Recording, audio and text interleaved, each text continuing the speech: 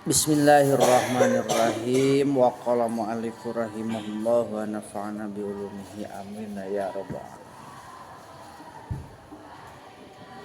Falhamdulillahil qadimil awwali wal akhiril baqi bila tahawuli.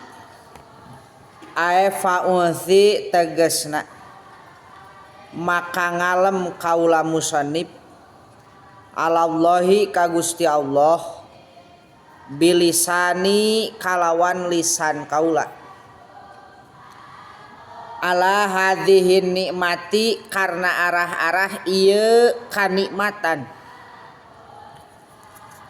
ma ta'zimi sarta ngagungkeunana kaula iyahu ka Allah wa uqirru sareng ngaikrarkeun kaula wa taqidu sareng nekadkeun kaula anna kullasanain kana sanyana sakabeh puji eta sabitun anu tumetep lahu kagungan Allah.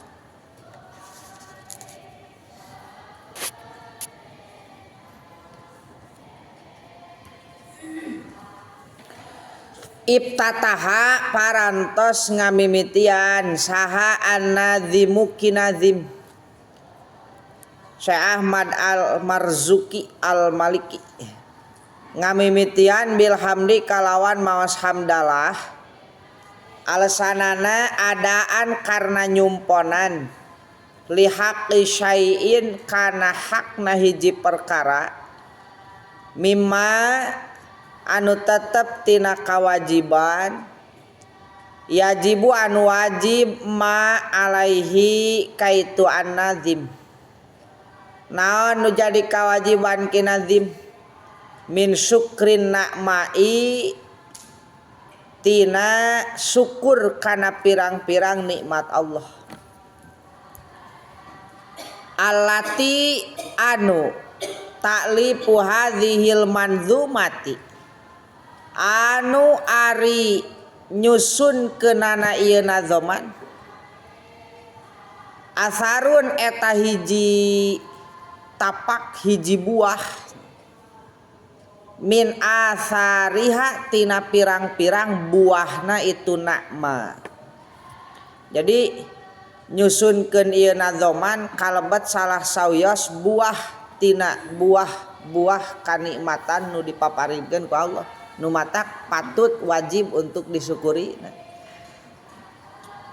Walhamdu ari ngaran hamdun lugatan mungguh lugot eta as-sana'u muji ngalem bil lisani kulisan alal jamili karena nikmat anu sae al ikhtiyari anu bangsa ikhtiar kalusan ikhtiari nikmat ikhtiari teh nyaeta satiap kasaean anu dihasilkeun tina ladang usaha urang lain bawaan lahir jamilil ikhtiar teh jamil teh kasaean nu bangsa ikhtiari setiap kahadean anu dihasilkeun tina ladang usaha urang lain bawaan lahir model jaed mere duit kaki Umar tuluy Ki Umar muji kasih jaed nyaan si jaed mah budak teh berehan nah eta hamdun cek lugot sabab kahadean anu dilakukeun ku si jaed hasil usaha si jaed aya usaha aya kahayang sorangan urang beda lamun si jaed ti barang lahir ningang pas begitu dewasa dibere kasep ku pangeran alus teu alus tuluy ku Ki Umar dipuji si jaed mah budak teh menikah kasep euy pasti awewe teh loba nu bogoheun muji lain eta tapi lain muji cek lugot eta nah sabab mujina lain kana kahadean nu bangsa ikhtiar ari kasep mah kaasupna teh jamilil intirar daruri ma jihati tabjili sarta dibarengan ku jihad ngagungkeun.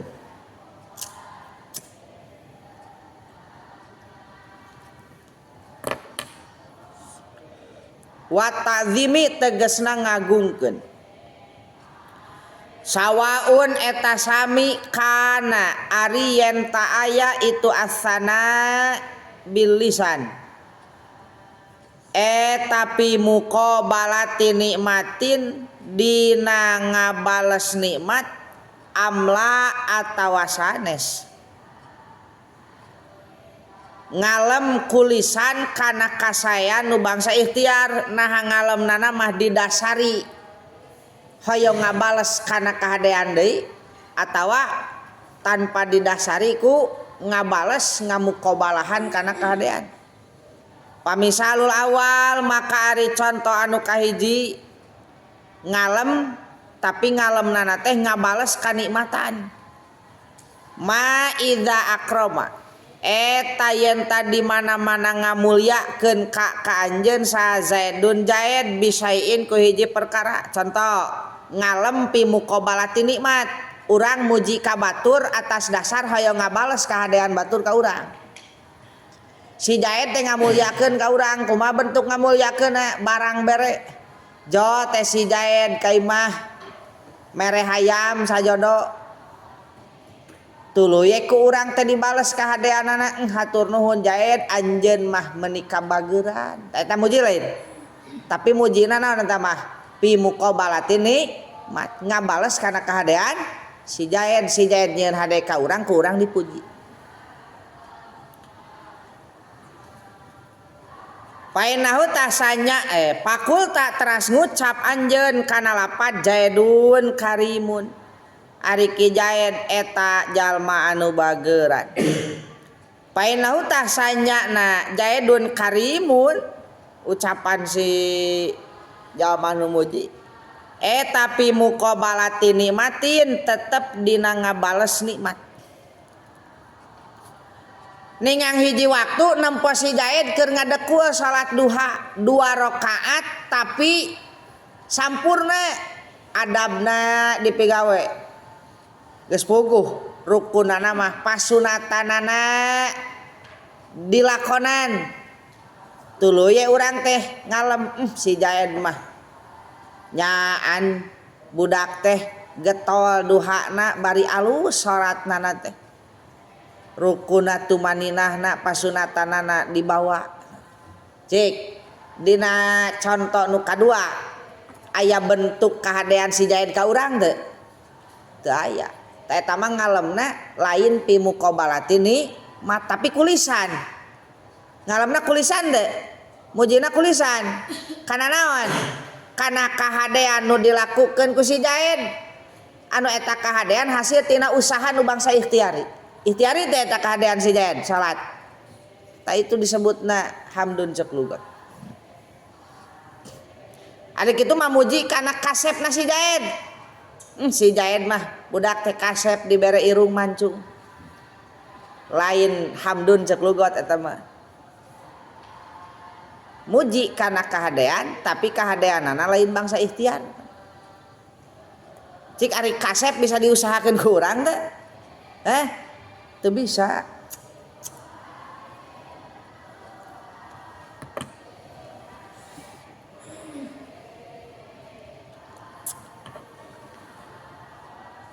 Wa misalusani ari contoh anu kadua la pi muqabalati nikmat asani teh eta ma idza aujadta yen tadi mana-mana manggihan anjeun Zaidan kaki Zaid yusalli barina salat itu Zaid salatan kalawan salat tamatan anu sampurna.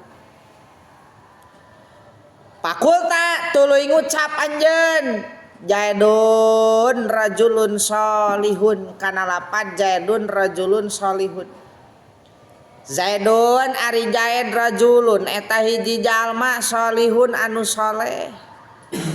Tah painahu sanyana itu kaul Zaidun rajulun sholihun laesa eta lain itu kaulun Zaidun rajulun sholihun tapi muqabalati nikmatin dina ngabales atanapi dina ngabandingan nikmat. Lain eta mah lain rek ngabandingan nikmat, lain rek ngaimbangan nikmat. Nah da eueuh kahadean si Jaid nu karasa kurang beda jeung barang barenya bener teu. Lain pi muqabalati nikmat eta mah, tapi masih keneh hamdun cek lugot, tapi masih keneh hamdun cek lugot. Nah sabab ngalem kana kahadean anu eta kahadean hasil tina ikhtiar, bener teh. Ari salat di alus-alus hasil tina ikhtiar urang lain, hasil tina ikhtiar urang. Dan kacek la pi muqabalati nikmat eta mah. Wala yasulu sareng moal hasil naon alhamdu muji ngalem illa bi khamsati da'aima kajaba kalawan 5 pirang-pirang rukun.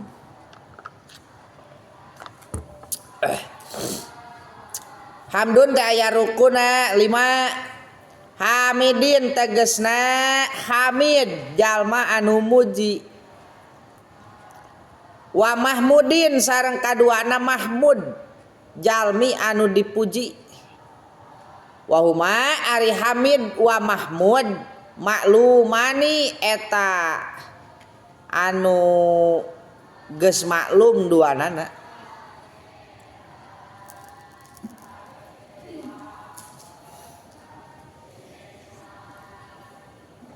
Wa mahmudin bihi sareng katiluna mahmud bih. Ari mahmud bih mah sabab ayana anu dipuji, faktor nu ngajadikeun ayana pujian. Model naonana? Model bageuran, berehan eta mahmud bih disebutna. Pangna si Jaid dipuji teh aya faktorna, aya sebabna. Naon sebabna? Aya sifat bageuran di saha si Jaid. Pangna si Jaid dipuji teh sabab si Jaid pinter, sabab si Jaid kasep, sabab akhlak si Jaid alus. Jadi we aya naon? Pujian. Ta mahmud bih mah faktor-faktor sebab-sebab anu ngajadikeun ayana hamdun pujian. Kasubutil ilmi kaya tumetepna ilmu pinter awis salahi atawa soleh. Masalan umpamana wa mahmudin aleh sareng kaopatna mahmud aleh. Ari mahmud aleh mah tujuan muji. Moal pati-pati seseorang memuji orang lain terkecuali ayat tujuan. Terkecuali aya naon? Aya tujuan. Eta mahmud aleh disebutna. Tujuan memuji teh naon? Ngagungkeun ala jihati ta'zim. Wa huwa ari mahmudin aleh eta al ikramu ngamulyakeun. Wa kharaja kaluar bihi kalawan al ikram. Ari kecapna mah kecap pujian, anu kaluar teh kalimatna mah kalimat pujian, ngan tujuanana lain lil ikram, itu mah lain hamdun. Ma idza kana yen tadi mana-mana aya itu hamdun eta ala sabilil istihzai, netepan jalan ngaguguyonkeun wasukhriyati sareng ngahinakeun.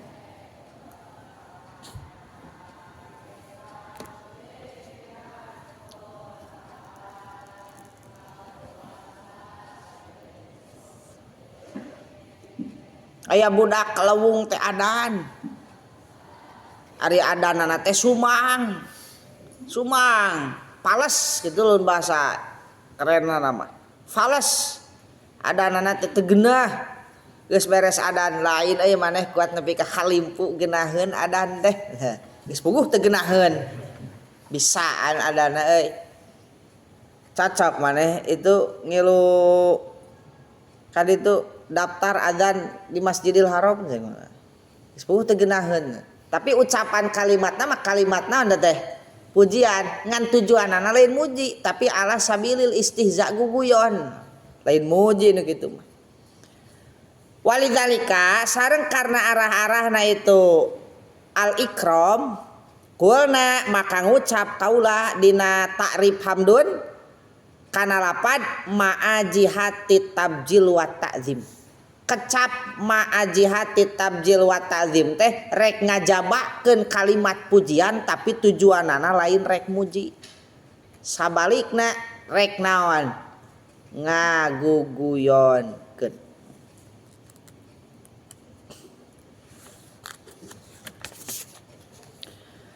Wa aqsamul hamdi ari pirang-pirang pembagian hamdun arbaatun eta aya opat.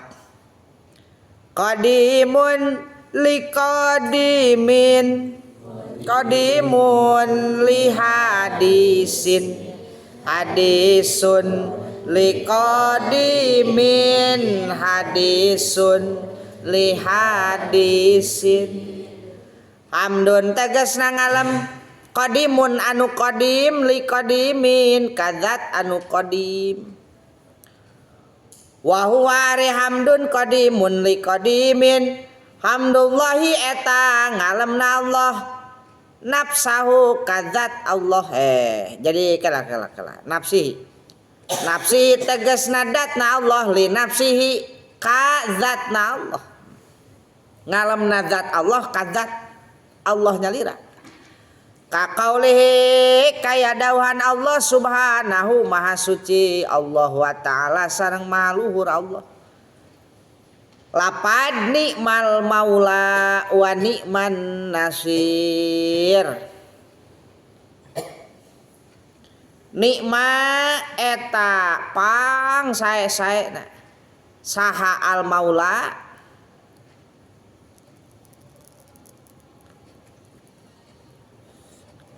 zat anu nulungan ari Gusti Allah.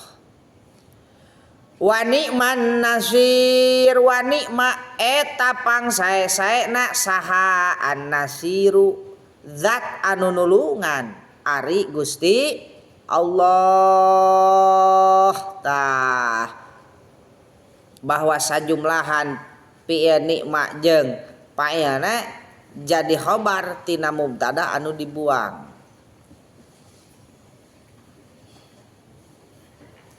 Tadi geus naon betna.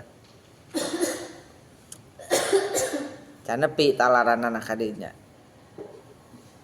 2. Wa hamdun sareng pujian qadimun anu qadim li hadisin kadzat anu hadis. Ka qaulihi ta'ala sapertos muji nadzat Allah ta'ala pihak nabina di hakna nabi urang sadayana Muhammadin tegasna Kangjeng Nabi Muhammad sallallahu alaihi wasallam. Lapad wa innaka la'ala khuluqin azim wa innaka sanyana anjeun Muhammad la'ala khuluqin wa innaka la'ala khuluqin eta yakin nyicingan budi pekerti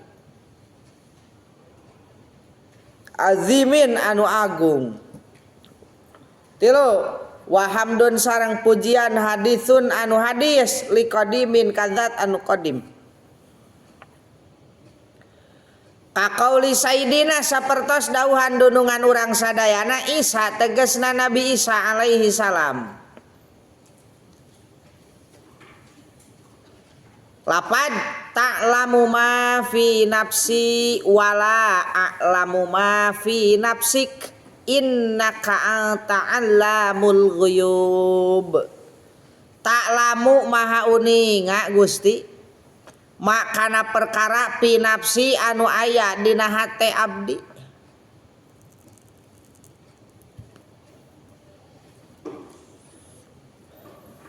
Wala alamu sareng henteu uninga abdi saur Nabi Isa makana perkara pi nafsika anu aya dina dat Gusti.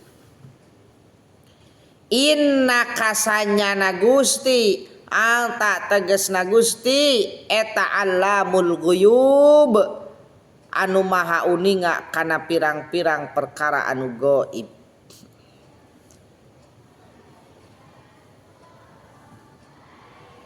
Opat wahamdun sareng pujian hadisun anu hadis li hadisin kadzat anu hadis.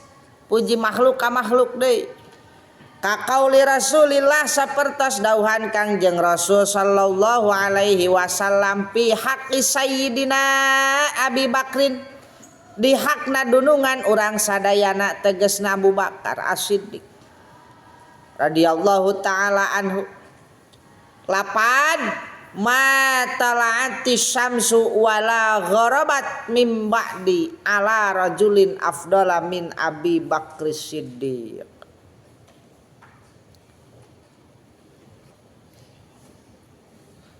Teu pati-pati panon poe bijil sareng telem surup sabada kaula anu disanghareupan ku hiji lalaki nu leuwih utama tinimbang Abu Bakar. Pujian ti Kangjeng Nabi kanggo Abu Bakar. Ma talaat teu bijil naon asam supanon poe wala gharabat sareng teu surup itu samsun mim ba'di tina sabada maot kaula ala rajulin anu dirandapan ku hiji lalaki afdala anu leuwih utama min Abi Bakri Siddiqi tinimbang Abu Bakar As-Siddiq.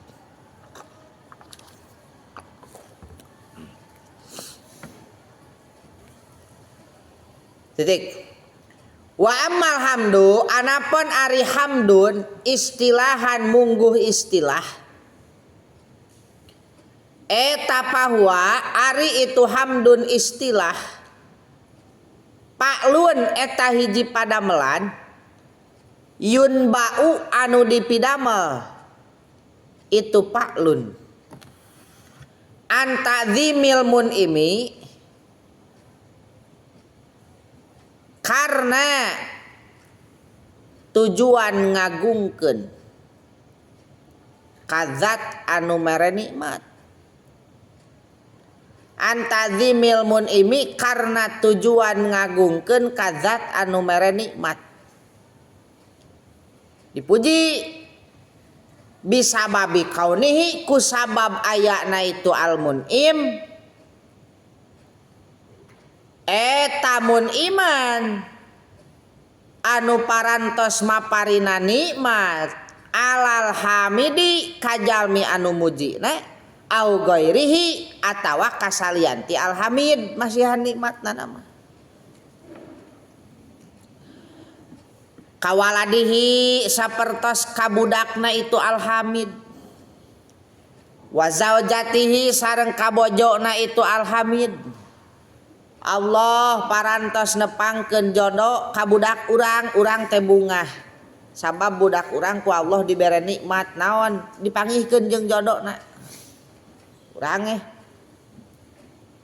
muji ka Allah ku sabab Allah geus mere nikmat ka saha lain ka urang ka saha ka budak urang tapi urang nu mujina alal hamid au ghairi mere nikmat nama sawaun eta sami kana ariyen ta aya itu paklun zikron eta mangrupa zikir bil lisani kulisan au mahabbatan atawa mangrupa rasa cinta bil jinani ku hate au amalan atawa mangrupa amaliyah wa khidmatan sareng hidmah bil arkani ku pirang-pirang anggota Al-latihya anu ari itu al arkan eta al adau pirang-pirang anggota. Jadi hamdun cek istilah mah dina cara nana teh umum bisa kulisan, bisa kujinan, bisa kuarkan. Lamun hamdun cek logat mah kunaon? Kulisan. Wa syukru titik. Wa syukru ari ngaran syukur pil lugati mungguh lugot muradipun eta muradip nyarupaan lil hamdi kana hamdun pil istilahi mungguh istilah. Jadi syukur cek lugot teh nyaeta hamdun cek istilah. Ta'rifna sarua. Lakin yuqalu tatapina diucapkeun pihi dina ta'rif syukur cek lugot naon lapad bisababi kaunihi mun iman ala syakiri au ghairihi titik. Jadi syukur cek lugot teh sarua sapertos hamdun cek is ngan pedah dina kalimatna dina ta'rifna diganti. Lamun ta'rif hamdun cek istilah manaon naon ta'rif cek istilah hamdun cek istilah fa'lun yunbi'u antazimil mun bisababi kaunihi mun alal hamidi lamun syukur mah alas syakiri itu eta hungkul sakitu.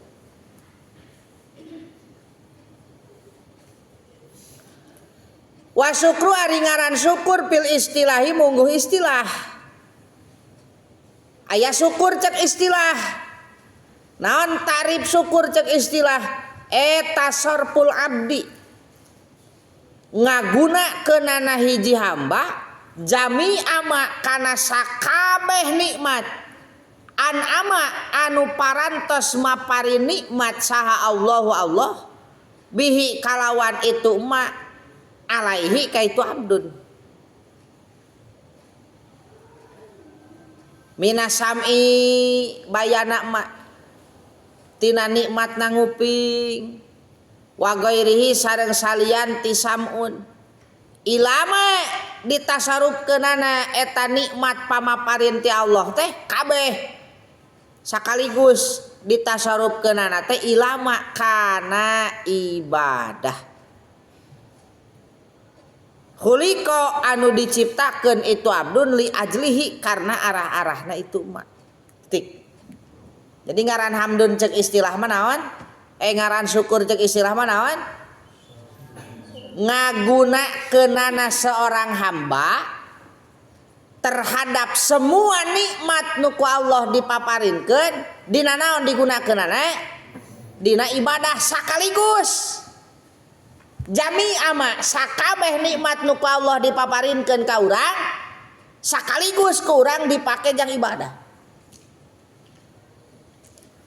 Dibere panon jeung nempokna nikmat teu nikmat dibere ceuli jeung ngupingna nikmat teu nikmat dibere lisan jeung nyarita nah nikmat teu dibere leungeun jeung keupatna nikmat teu nikmat dibere suku jeung leumpangna nikmat teu dibere hate jeung hirupna nikmat teu eta kanikmatan kabeh ditasarupkeun dina ibadah sakaligus satu waktu bisa teu bisa teu dina naon sok dina salat nyan hate maneh manteng keur salat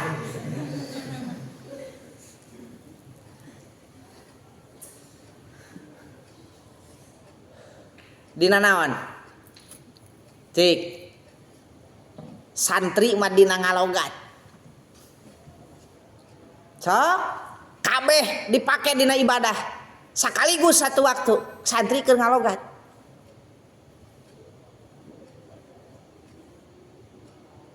suku didiukeun leungeun dikeupatkeun mak dipake naon nulis nyekel pulpen gerak ngilu gawe teh ngilu gawe panon dibeuntakeun fokus kana naon nu keur ditulis ceuli dipake ngadengekeun naon nu ku guru keur diucapkeun hate napakuran makna tina logatan nu keur dilogat kumaha sakaligus eta teh moal aya dinu sajen aya ngalangka naon zaman nu ngagotong mayit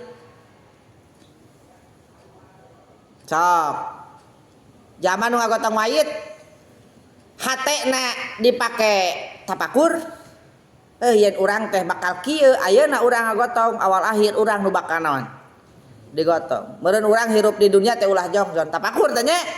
Hate dipake tapakur.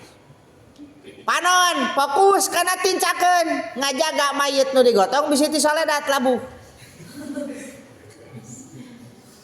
Suku dilengkahkeun leungeun dipake nyekelan eta tanu tuluy ceuli dianggo ngupingkeun perkara nu matak ngahasilkeun ganjaran. Ngupingkeun amar ma'ruf nahi munkar. Kabeh dipake dalam satu waktu dipake ibadah. Dah santri mah bisa kitu. Nikmat nu ku Allah dibikeun dina awak urang satu waktu sakaligus dipake jang ibadah.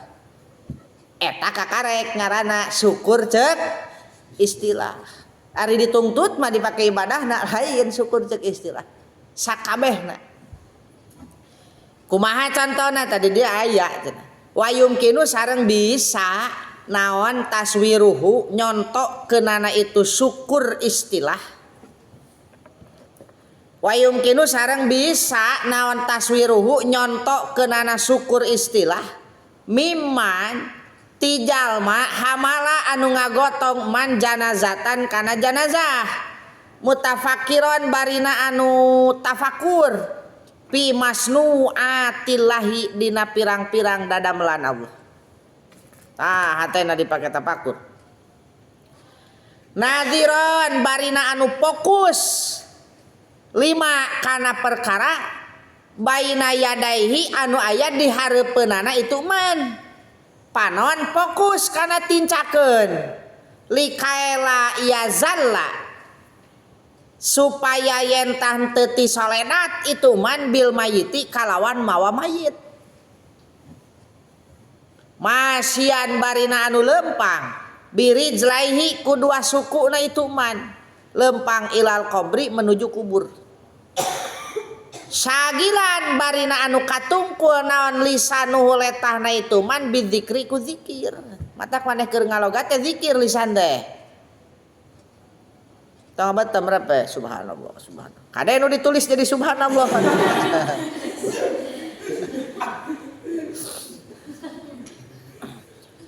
wa udhunuhu sareng fokus cepilna itu man bistima ima kana ngupingkeun perkara pihi anu eta tetep dina itu ma sawabun ari aya ganjaran cepil waktu keur ngagotong mayit awak urang leungeun urang keur ngagotong mayit ceuli fokus dipake ngupingkeun perkara nu matak ngajadikeun ganjaran kal amri kaya ngupingkeun pangajak bil ma'rufi kana kahadean ngupingkeun amar ma'ruf wan nahi anil munkar zakara nuturhu kana itu yumkinu taswiruhu saha Ahmadul Malawi Syekh Ahmad Al Malawi taya teh contoh nu diutarakeun ku Syekh Ahmad Al Malawi sakabeh nikmat Allah nu dibikeun kana awak urang bisa sakaligus satu waktu ku urang dipake jang ibadah contohna eta ngagotong mayit lakin qala tatapina ngada usaha Al-Barawi Imam Barawi kana lapan pain kulta maka lamun ngucap anjeun kana lapan la yutasawaru teu bisa dicontohkeun naon ijtimaul a'doi narima kumpulna pirang-pirang anggahota pitaati dina taat pi anin wahidin dina waktu nu sahiji saur Imam Barawi lamun maneh ngabahasakeun kieu moal bisa kabeh anggahota nu aya dina awak urang dipake ibadah sakaligus satu waktu moal bisa rek kumaha nyontohanna hese saur Imam Barawi kultu maka ngajawab kaula kana lapan yutasawwaru bisa digambarkeun naon zalika itu ijtimaul a'do fit taat pi anin wahidin kumaha gambaranana fil ihsani dina ibadah ihsan al ma'muri anu diparentahkeun naon bihi itu al ihsan bisa cenah sakabeh anggahota nikmati Allah ditasarufkeun dina ibadah sakaligus hawaktu bisa. Kumaha contona ibadahna jalma anu geus nepi kana pangkat ihsan. Ibadah nu geus ikhlas. Kumari tolak ukur ibadah ihsan. Bi anta budallah ka annaka taroh wa mustahdiran annahu yaraka. Eta teh nya. Urang ibadah ka Allah fokus seolah-olah urang tiasa ningali ka zat Allah hadir sanyana Allah karasa keur ningalikeun ka saha ka urang.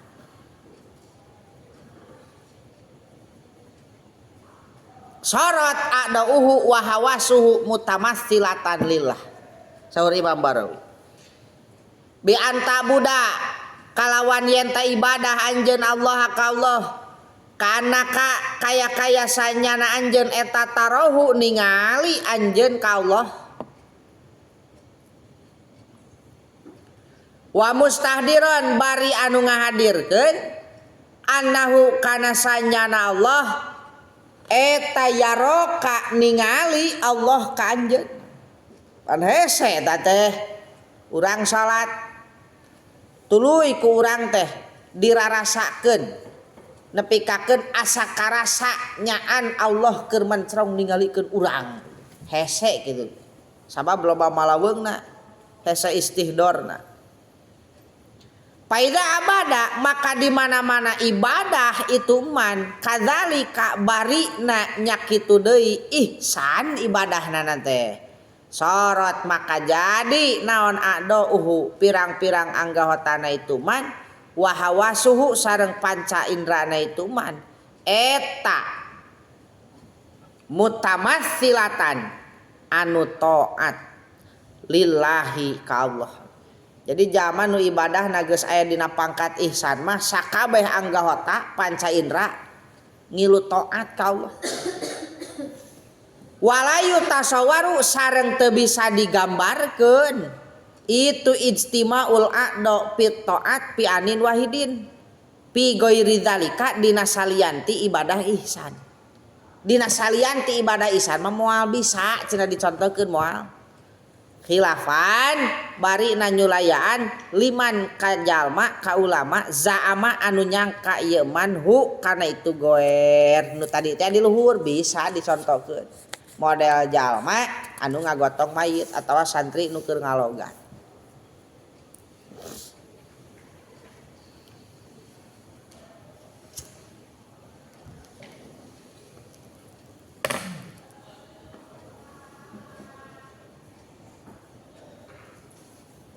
Wallahu a'lam. Rabbi fa'na bima